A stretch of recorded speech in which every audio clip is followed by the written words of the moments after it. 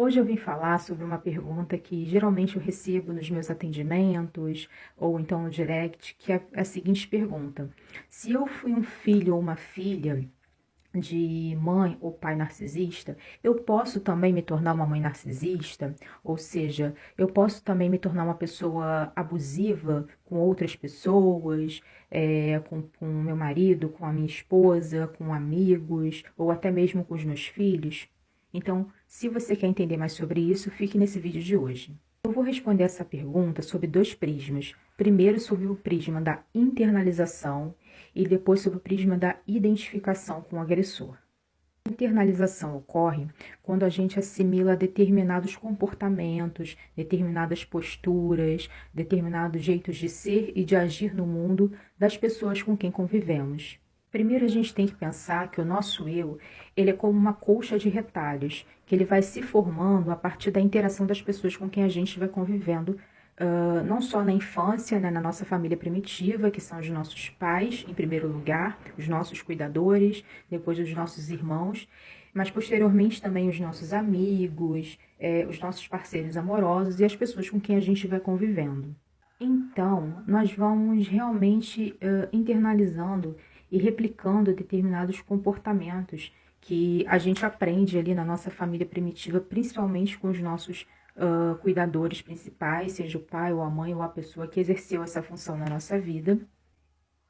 E se formos criados em um lar disfuncional, é possível sim que a gente passe a reproduzir determinados comportamentos mais abusivos que a gente aprendeu dentro dessa família.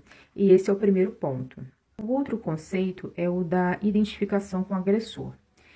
Primeiro é importante salientar que é comum que a gente se identifique em certa medida com as nossas figuras parentais, ou com o nosso pai, ou com a nossa mãe, ou até com um pouquinho de ambos. Mas é possível também que a gente possa se identificar e internalizar pessoas que foram abusivas e agressivas com a gente na infância, mesmo que essas pessoas não tenham feito parte da nossa família primitiva.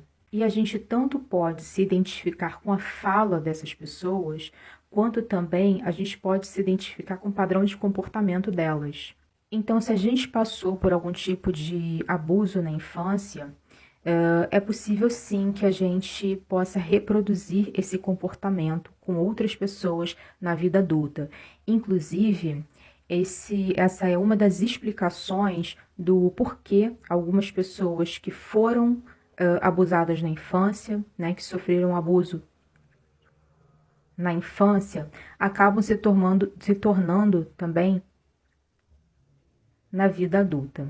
Mas perceba bem, eu utilizei aqui nesse vídeo o termo existe a possibilidade. Isso significa que você não está fadado ou fadada a se tornar um abusador ou um agressor só porque você sofreu abuso na infância. Ou seja, se tornar um abusador não é necessariamente uma regra para crianças, né, que sofreram algum tipo de agressão na infância. Existem outros desfechos clínicos e não clínicos que podem se apresentar na vida adulta de pessoas que sofreram algum tipo de abuso na infância, como, por exemplo, o desenvolvimento de transtornos ansiosos, ou de depressão, ou até mesmo a repetição compulsiva de outros relacionamentos igualmente abusivos. Resumindo, o que eu quis dizer nesse vídeo? Crianças que sofreram algum tipo de abuso, seja ele de qual natureza for na infância, podem se tornar abusadores também na vida adulta? Existe essa possibilidade, não é uma regra, porque existem também outros desfechos tanto clínicos quanto não clínicos, para adultos que na infância sofreram algum tipo de agressão, algum tipo de abuso. Mas, como eu falei antes e eu estou ressaltando no final desse vídeo, isso não é uma regra. Você não necessariamente vai se tornar um abusador porque você foi abusado na infância. Meu nome é Josiane, sou psicanalista. Eu vou estar deixando os meus contatos aqui embaixo na descrição desse vídeo.